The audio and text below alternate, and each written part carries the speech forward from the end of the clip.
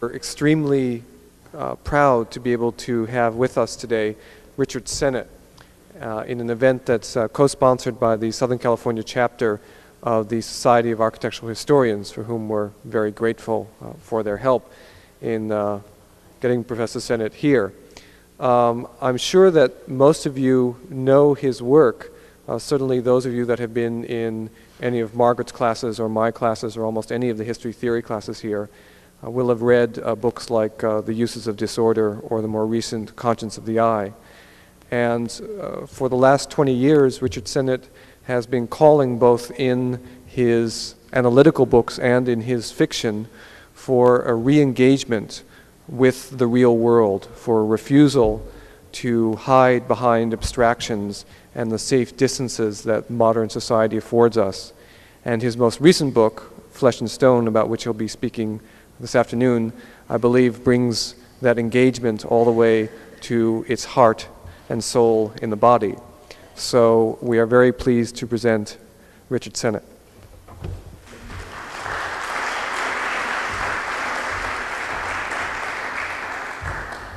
I'm very pleased to talk to you about this book. I have to warn you, I'm really long-winded, and I'll probably speak for an hour, and just bear with me. I seem to need a lot of time. I'm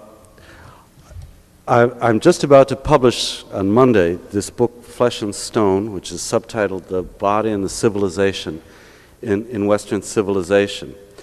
And I'm going to try and describe some of the themes of the book to you today. The subject of it is simple.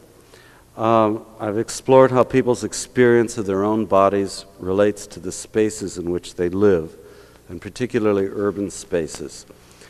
I wanted to know how men and women moved, what they saw and heard, the smells that assailed their noses, where they ate, how they dressed, where they bathed, and where they made love in cities. And as you know, there's been a great deal of effort among scholars in recent years to understand culture as a visceral, physical experience rather than as a tangle of abstractions, although it's also that. And my book is part of that particular effort. It explores the built environment of the body.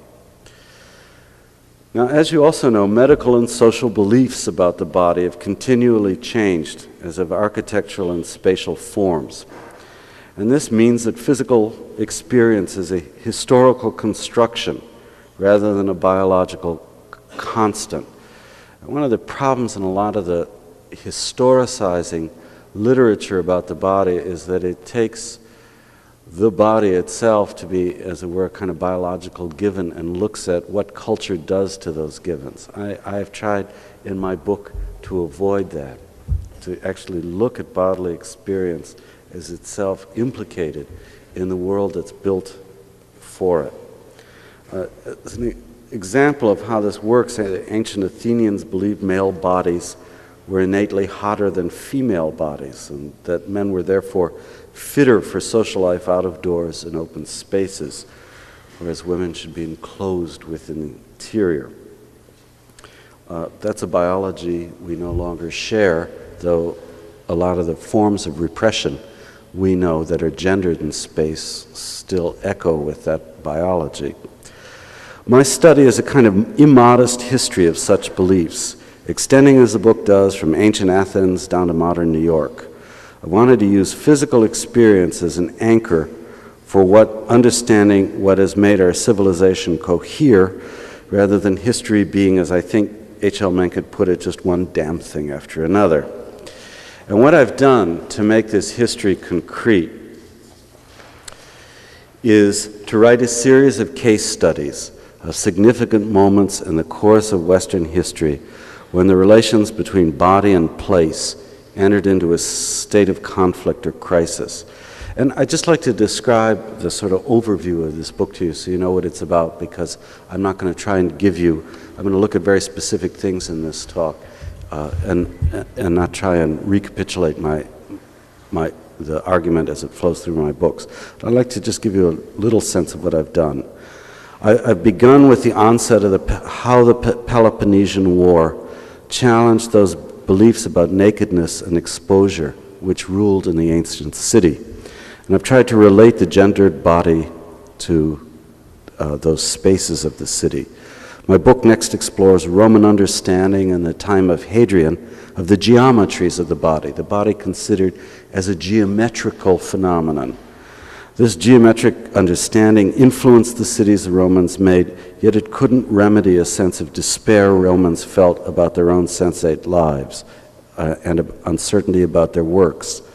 I've investigated how early Christianity's, what am I doing here? Is that all right? Okay. There's this object looming in front of the lips. I don't know, anyhow.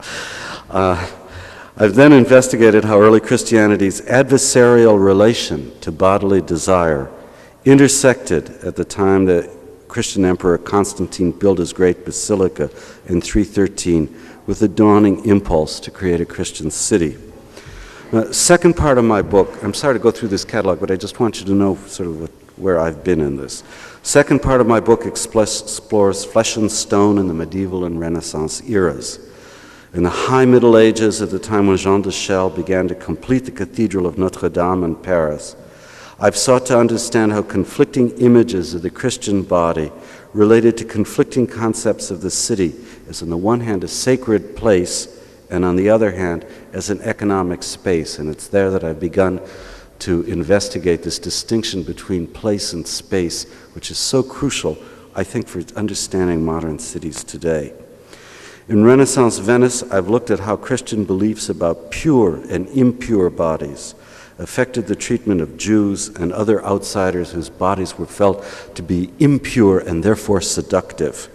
And I've looked at how that combination of impurity and seduction led to the formation of the Venetian ghetto for Jews and other ghettoizing, segregating spaces. In the third part of my book, I've explored the great scientific revolution of the 17th century, which changed medical understanding of circulation within the human body.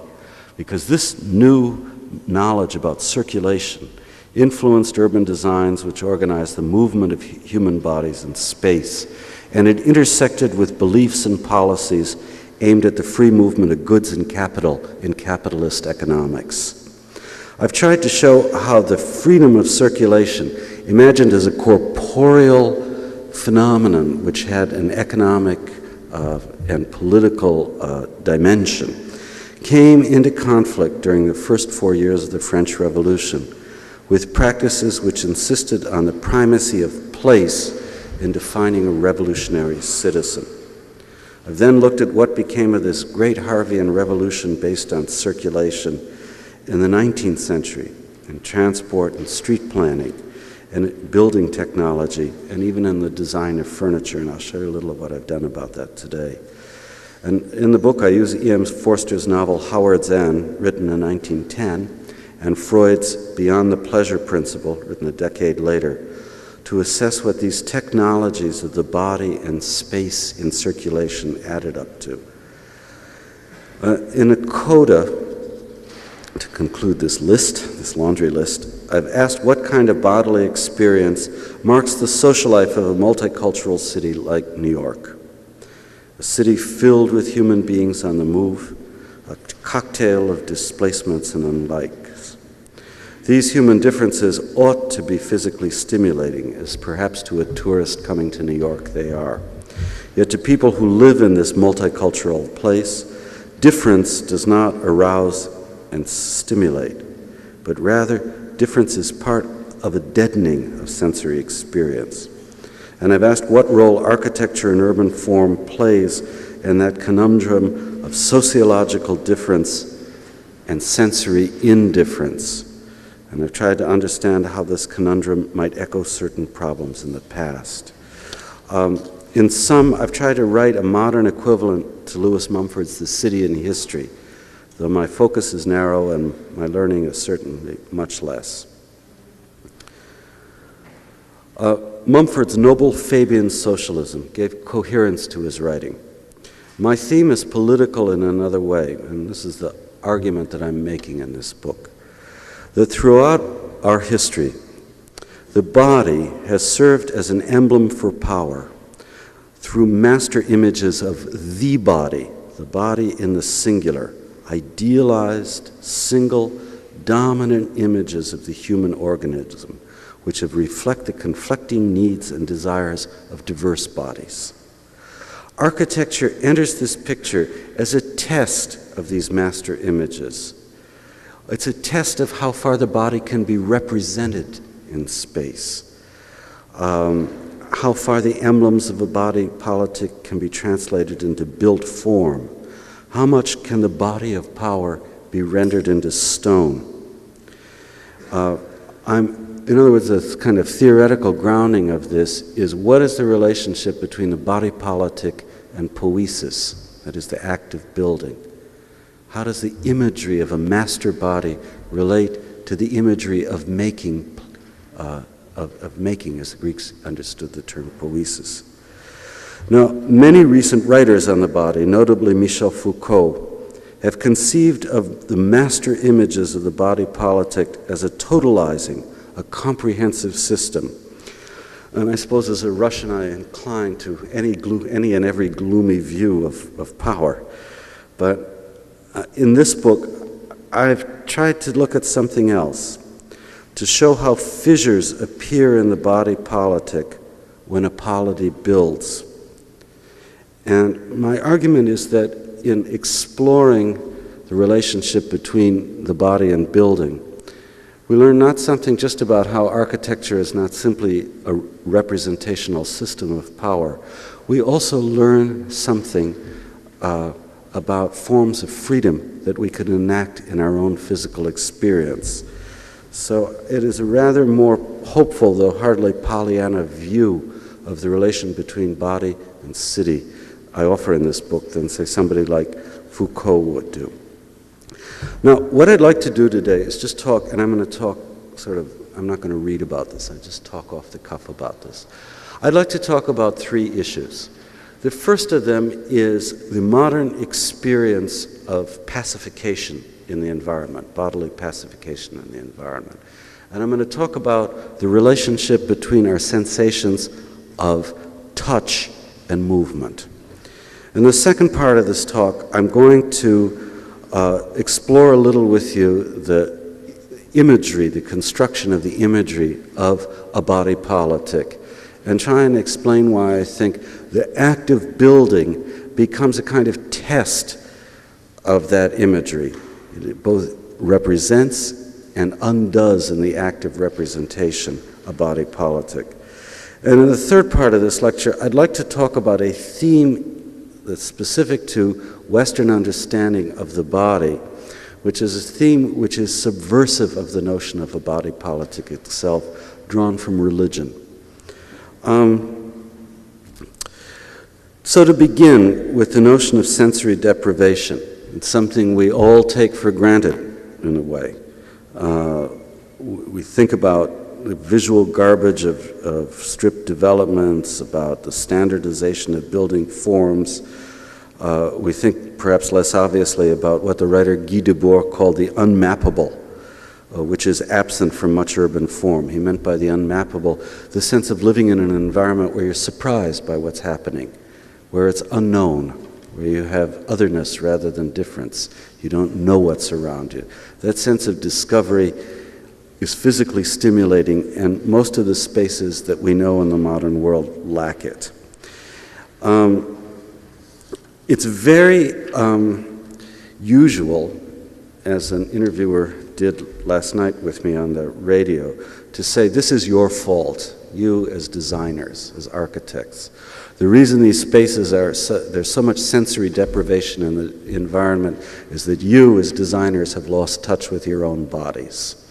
And that is a critique which really began with Siegfried Gideon, saying that we have dead space because we have bad design, designers who don't know their own bodies.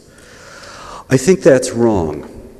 I think that what these dead spaces are revealing to us is a kind of crisis about the culture of the body in the modern world that is hard for us to understand because we so much measure the body in terms of sexuality.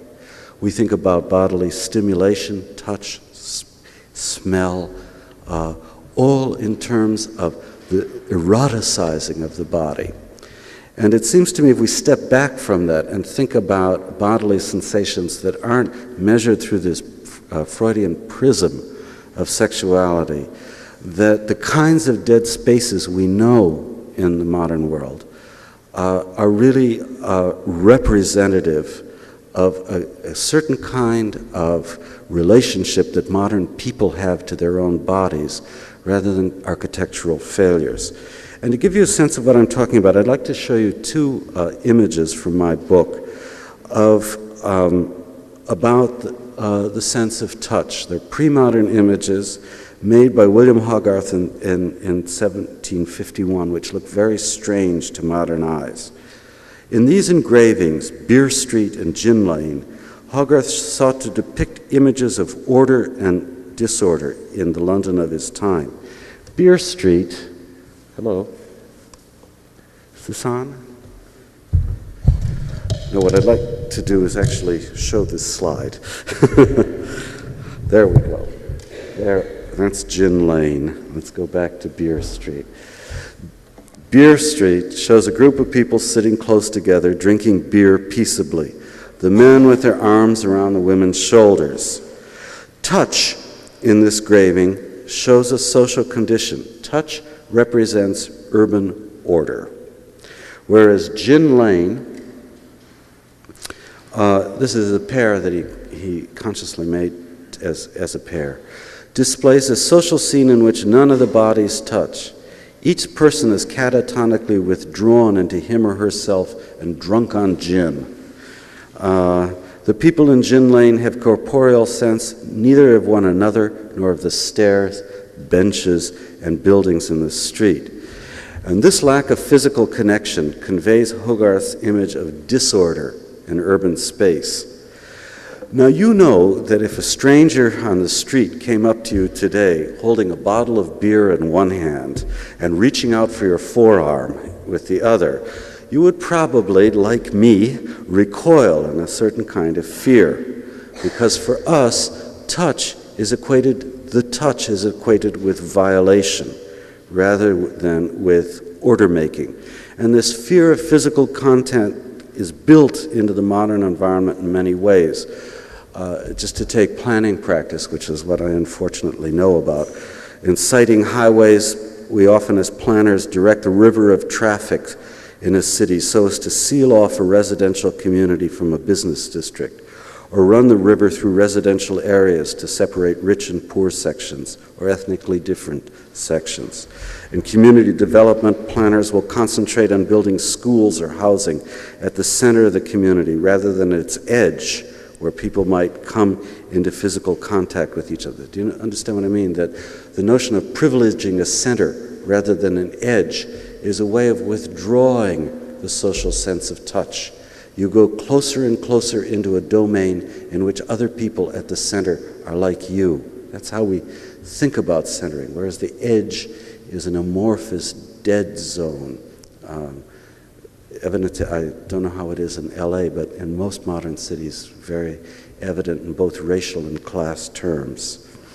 More and more, the fenced, gated, and round-the-clock guarded community is sold to buyers as the ideal way to live, a place in which you'll never be touched by the serious world outside. This fear of touch translates urbanistically as a fear of physical contact with strangers. And what I've argued in my book is that that sense of touch, organized in that way, so that the touch is deadened in order to create urban order, arises from a cognomen sensation that we know, which is the sensation of bodily movement in the city. And I'm going to just try and go through this argument very clearly with you. In other words, what I'm saying to you is that the reason that those Hogarth images look so strange to us is because not that touch is a self-contained phenomenon in itself, or that people are more cowardly today than they were 245 years ago, but that the experience of moving has organized our sense of touch to make those strange images. Now, as you may know, modern notions about movement in the body trace back to the work of the physician William Harvey, who discovered that the heart is a pumping engine. He wrote a book about this in 1628 called De Motu Cordis. The machinery of circulation, Harvey argued, is what makes the body grow and remain healthy to its most nethered extremities. Here's what the image of the Harveyan body was drawn about a century later in Diderot's Encyclopédie. The notion that the body is a system of circulation. Its heart is no longer where you can find its soul, and its head even is no longer a place of a principal value. That value is everywhere in the body, thanks to the powers of circulation. And that gets translated in a lot of city planning. It's taken up, this Harveyan idea is taken up, the notion that circulation is life, as in this picture of Karlsruhe, this plan for the rebuilding of Karlsruhe, in which it's a very radical plan. If I step away from this, I'll just shout. What's radical about this is not the radiation from the center of the King's Palace, but all this stuff, radial stuff out here, and these little roads down here, parts of the city which are connected to each other like arteries and veins, not necessarily directly depending on the head. You can see that same kind of order making through circulation in L'Enfant's plan for Washington, D.C. And again, take a look at this plan. Can you hear me if I shout? Can you take the microphone? I could, but it may never work again. My relation to machinery is an extremely destructive one. So I will never leave this piece of machinery. What you see here in the black are the political areas of Washington, D.C. as they were imagined by Washington and Jefferson. But look how much more of the city in this grid plan is connected to each other rather than depending on its relationship to to those central monuments.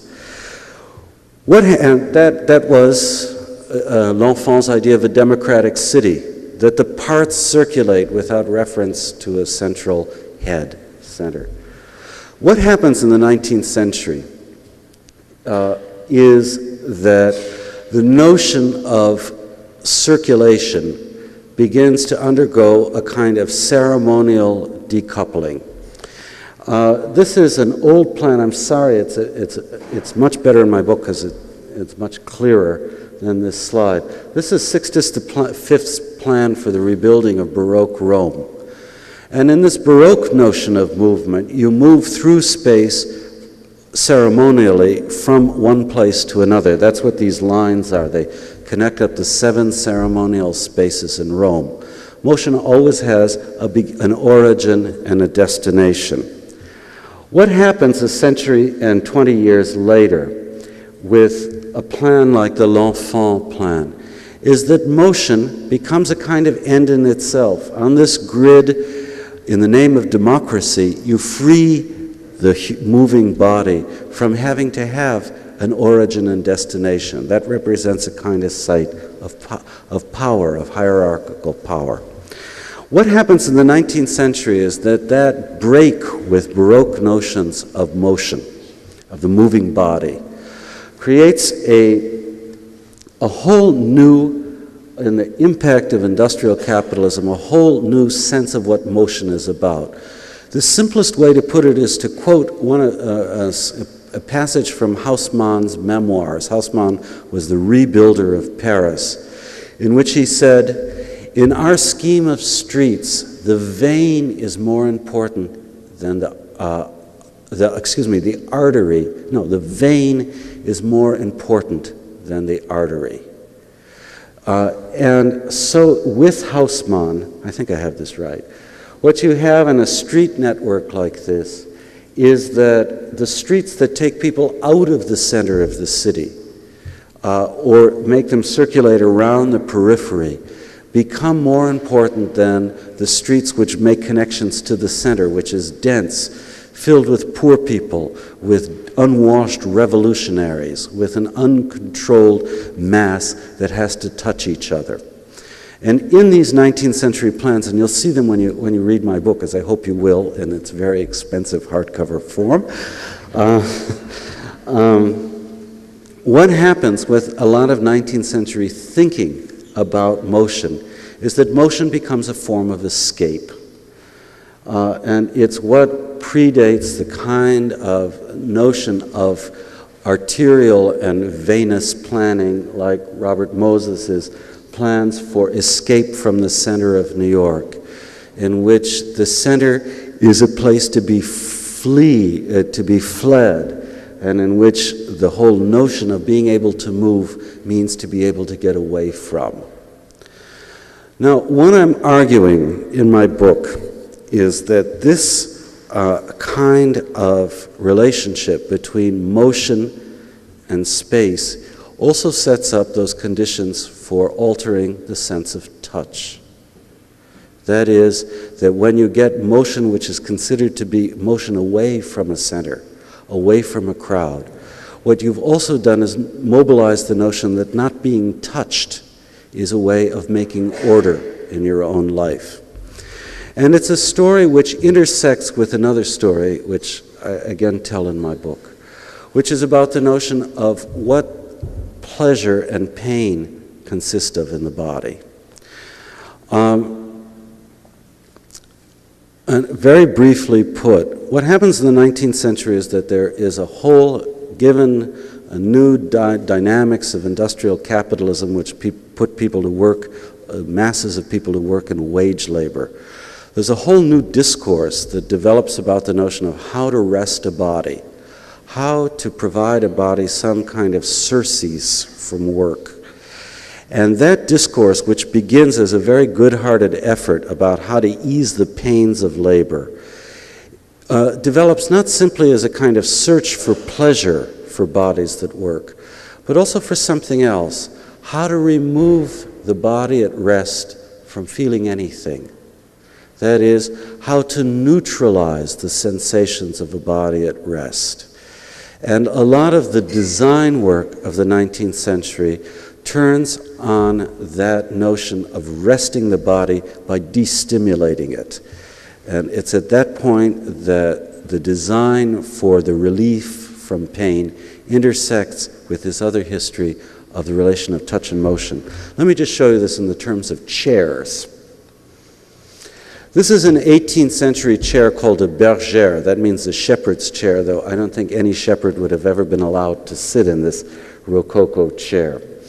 And what's interesting about this design is that it gives a lot of space for the fanny of people who had enough to eat to have large fannies to rest, but that the chair leaves the upper parts of the torso of the body free to move. You move from side to side in this chair.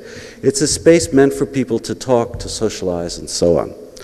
Whereas this chair, made by D'Hervilliers 80 years later, called a confortable, which means in French comfortable chair, is a chair which is stuffed with horsehair over deep springs and is meant to envelope the body so that you don't move. You get into the chair, you sink into your comfortable chair, and you begin to rest by simply becoming immobile. And the notion that rest is a form of immobility, you don't turn around easily in this chair, in your comfortable chair. This is the first couch potato, I suppose, in modern parlance, the most couch potato sort of design, that you withdraw in it. And it's that crossing, I argue, of notions of relieving the body from pain through withdrawal, which is what Freud talks about in Beyond the Pleasure Principle, that pleasure is mistaken as a state of equilibrium. It's not a state of arousal or excitement. The notion that pleasure could be equated with a lack of stimulation, which intersects with the deadening of the sense of being touched by others. And that, it seems to me, is why the locus of problems about thinking of dead space really has to do with thinking about what our bodies are. Not about getting a better design, but about rethinking what it is when we think about pleasure in our body. That's something that has to be suspected. What this confluence between space, motion, and rest has meant is that things like resistance, difficulty, exploration, otherness become adversive states. They're states of reality in which we are aware of other people, but they're aversive states to the notion of what we seek for when we have pleasure. So that is, I told you it was long-winded, and I've already talked more than I meant to talk about this. That's the issue as I see it for us today, which is how do we transform our bodily experience, not find a better kind of design practice that serves our bodies. Now, let me just say briefly, and skip more quickly in the next part of this talk, something about what the notion of a body politic is. I've described to you one form of body politic. It's and there is a body politic. It's a notion of what you might call user-friendly space, space in which the body experiences as low-level, increasingly low-level stimulation and the removal of difficulty. It's a space that has connections to the way in which we design machines. It has connections to the notion of circulation in an economy, where circulation should never be clogged by people saying, no, you won't sell that good, or no, you haven't the right to simply take your factory and move to Latin America. This premium on the notion of flow is part of the economics of this body politic of removing difficulty. The notion of a body politic, as I remarked at the beginning of this talk, is the notion of a master image of the body, of the body, which defines a certain way the body should act and discriminates against other kinds of images of the body. In the Middle Ages, it's represented by this drawing made for a book written by John of Salisbury called the Polycratus. John of Salisbury was the first person to really write a theory about the body politic in the Polycratus, which begins very simply that the state, the res publica, is a body, a corporum. And this is what it looked like to him. The little shaft of light is not part of this image. This is the body of a city for him, and if you got closer up to it, or if you buy my expensive book, you will see it in detail. The city contains as its head the king, as its heart the church, its feet are the workers, its arms are the soldiers. They're all ranked in a kind of hierarchical order. That is the notion of what a body politic does. My argument, however, is that that kind of body politic always elicits a kind of reaction against it. Here was the reaction in the Middle Ages, for instance. This is the book of surgery of somebody named Henri de Monville, who was one of the first surgeons who discovered the phenomenon of syncope in the body. Thank you, that's much better, that's great. It's a disaggregated body, and it's a body in which the heart no longer rules the intestines, the lower regions, which are the places of the workers, the soldiers, and the artisans. We could say that sort of dialectically, every body politic gives rise to another image, a contrary image. But this is to remain at the level of kind of pure representation. And it's the simplest way in which body politics are created and contested. That is, to take an image of the body like this. To take an image of the body and then to oppose to it another image like this, and to try and create space out of that play of images. A second more complicated way to make a body politic, to make this relationship between body and space, has to do, and which you see throughout the history of Western cities, has to do from inferring bodily structure to physical form. That's what Vitruvius does, for instance, in his architecture. This is a drawing by Serlio made of the first book, chapter 3, of Vitruvius's On Architecture, which tries to show by the extension of the limbs the way in which the geometries of the body create both circles and squares based on the geometric principle of bilateral symmetry in the body and on the notion of the linearity of the spine. And what Vitruvius wrote about, that is, the fundamentality of the spine and of bilateral symmetry, the Romans then tried to enact in urban form, as in this drawing I made of the imperial Roman forums. I won't leave my so-called aid here, but if you started at one end of that, if you enter at one end of those forums and walk to the other, what you're meant to do is walk along a line on each side of which, as in the body, are displayed symmetrically, bilaterally symmetrically, the temples of the various Roman emperors. That second way of making a body politic is therefore to infer from a hidden structure, which can't be directly represented by an image, a representable form. A third and perhaps the most complex way to make a relation between body and space is embodied, although it may seem odd to you, by this drawing. And that is to infer from bodily function urban space. And I'm going to explain to you a little about one form of doing that so that it seems a little less abstract. This is a Jewish doctor in 1514 in Venice. He's dressed like this because, as you know, medicine was one of the few liberal professions, the only liberal profession actually Jews could follow in the medieval and Renaissance era. He's dressed like this because he is somebody who deals with plague and also with the new disease of syphilis, which entered into Venice in 1594. He's a doctor who treats people whose bodies are infectious, which in part explains the mask he's wearing, but only in part. He's also someone who, as a Jew, is thought to carry both plague and syphilis in his own body. And the reason for that is, in the case of plague, because Jews were thought never to wash, and in the case of syphilis, because circumcision was thought to somehow, by means never explained in a lot of medical texts at the time, that circumcised penises were supposed to be more infective than non-circumcised penises.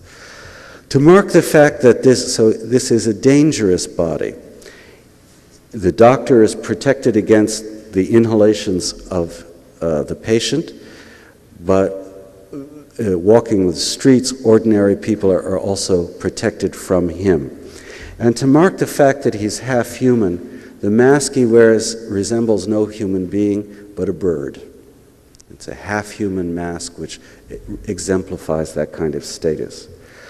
From that notion of the functioning of the body, of impure, seductive bodies, the Venetians drew a lesson about urban form, which is the thing that you want to do with such bodies, which you have need of, because the Jews were the doctors as well as the second-hand peddlers and to some extent the bankers of Venice, was if you can't expel that impure, seductive body, then you can segregate it.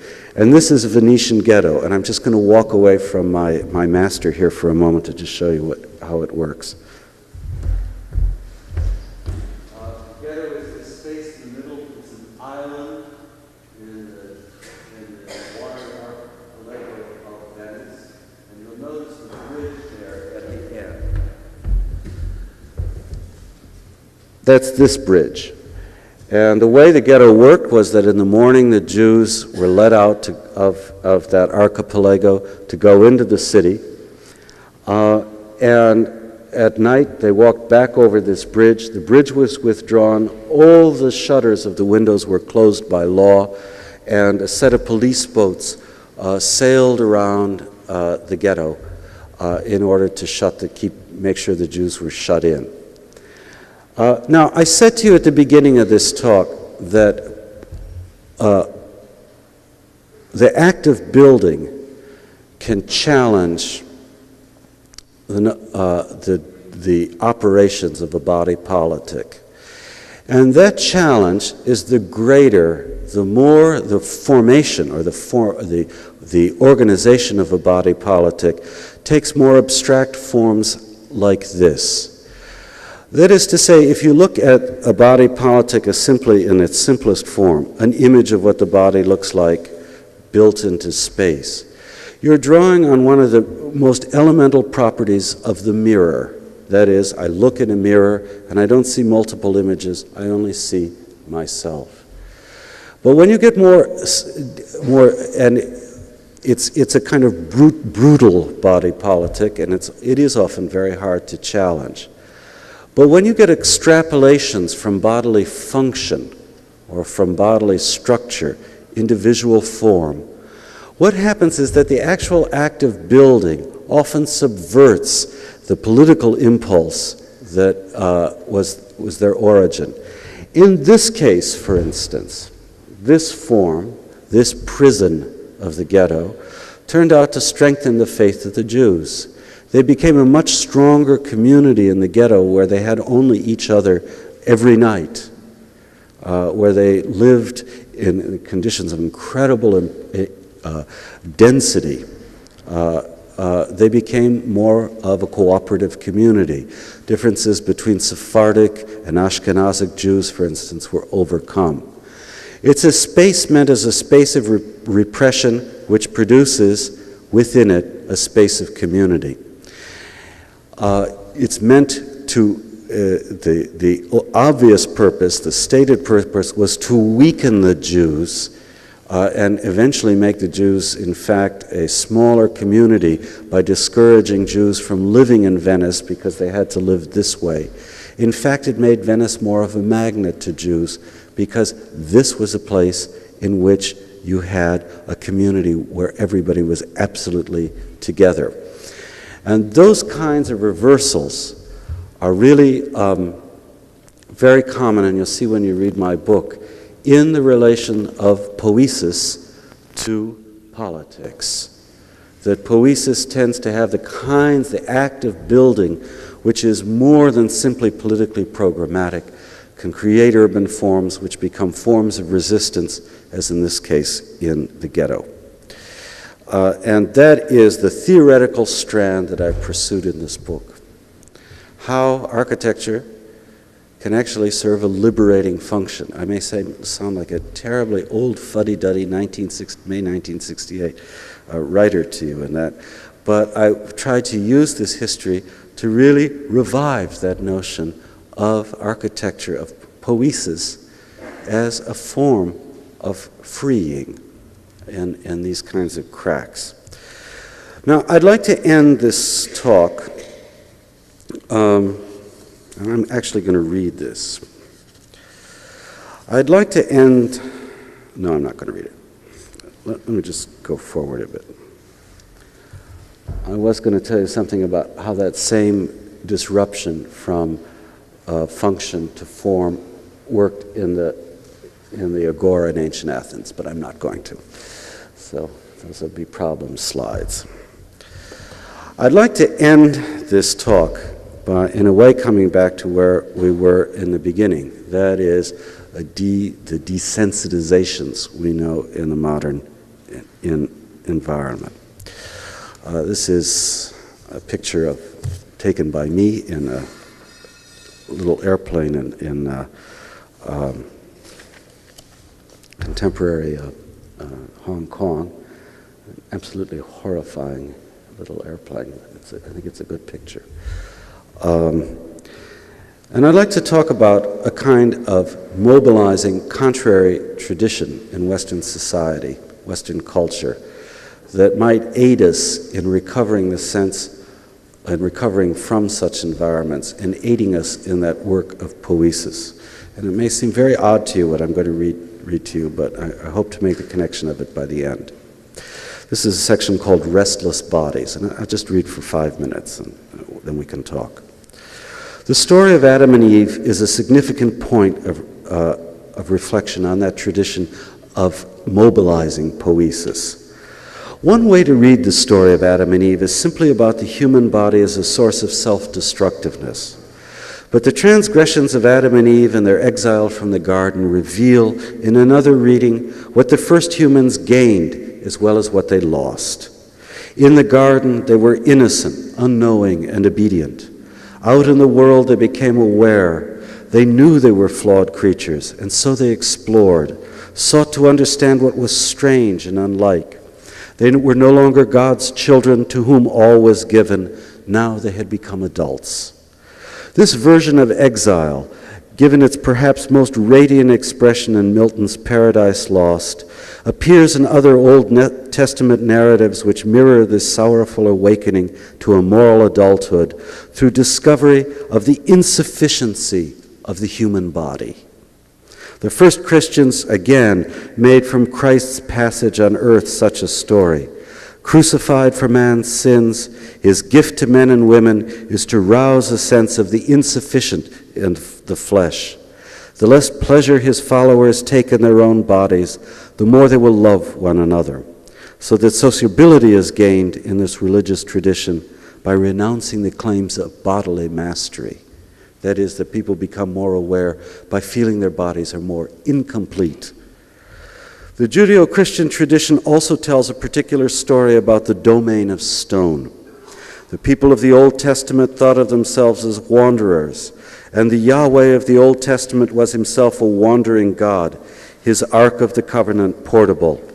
Yahweh was a God of time rather than of place, a God who promised to his followers a divine meaning for their unhappy travels. Early Christians again drew on these Old Testament values. In the city of God, St. Augustine wrote of the Christian's obligation to make a pilgrimage through time. And this pilgrimage through time, rather than loyalty to place, drew its authority from Jesus' refusal to allow his disciples to build monuments to him and his promise to destroy the temple of Jerusalem. To be an ardent citizen, engaged in the life around oneself, conflicted with values of faith in another world. One had to break the emotional bonds of place. This is a religious tradition of the restless body, a body uncomfortable with itself, aware of other people through uprooting in space. It posits that adult self-understanding, adult care for others, other similarly flawed creatures, can come neither from the celebration of the flesh nor from stone. And my question to you is what we could, at the end of this talk, is what we could make of such a tradition today in a society refusing guilt about bodily desires and blessed with unprecedented powers of construction. For those who write as I do, as postmodernists, I think we are rooted in this tradition of the restless body, though we may not realize that we're secularizing it. This tradition suggests an ethics of the insufficient and the incomplete in human affairs as a remedy to the notion of a body politic of power. It's an ethical position argued today by such postmodernist philosophers as François Lyotard or Gianni Vattimo. The religious tradition of the restless body portrays adulthood ethically as the strength to live in uncertainty, to live even with failure. That ethical strength is gained by learning the limits and dangers of one's bodily desires. Socially, this old tradition, like postmodernism, valorizes experiences of unprogrammed encounter and displacement as crucial events for human beings seeking to understand themselves and each other. In terms of urban form, the ethics of the restless body challenges the notion that building should reflect a dominant mode of power, functioning, or self-sufficiency. Instead, this ethics argues for building partial and incomplete forms responsive to the constant shifts of usage, need, and social conflict among the inhabitants of places. So when we look at a space like this and say, what is the remedy as postmodernists, and I'll make you all honorary postmodernists for a moment, what is the remedy of this kind of modernism? We might first be tempted, as David Lamming was, when he built the Kinemax building in Poitiers, in, I think it's 1956, I'm not going to, yeah, let me see when it was. It's an amazing building. To think that this is the way in which to enact a restless body. And this seems to me to be still caught in a kind of dialectics of refusal, of creating a kind of contrary rather than something which is other. I'm more interested in this kind of space, which is a more practical and everyday attempt to, this is a park in Barcelona built by Beth Ghali, completed a few years ago, to restore through changing forms of movement in the park the sense of the unknown or of the unseeable, to create, to restore the sense of living in an environment that one touches in a kind of peculiar way. It seems to me that the restlessness of this kind of design is not meant on a kind of heroic scale as Lamming meant here, but rather seeks in a kind of more modest way to put an imprint of insufficiency and disorientation on the environment. And it's a question we might want to ask about even more ordinary forms of building like housing. This was the Giorgio plan. It's built in Venice, was originally meant to be a facade remaking of the ghetto of Venice itself. It's an attempt to create a more humane, and it's rather nice housing, refashioning of the ghetto. And this is, as you know, housing by Álvaro Siza, done in Portugal. These are good examples of housing design. The Siza probably is something more than just a good example of housing design. It's really beautiful building. But it's not corporeal architecture in the sense I've been talking to you about. It lacks incorporation in the sense that this space incorporates the body's need to search into the design.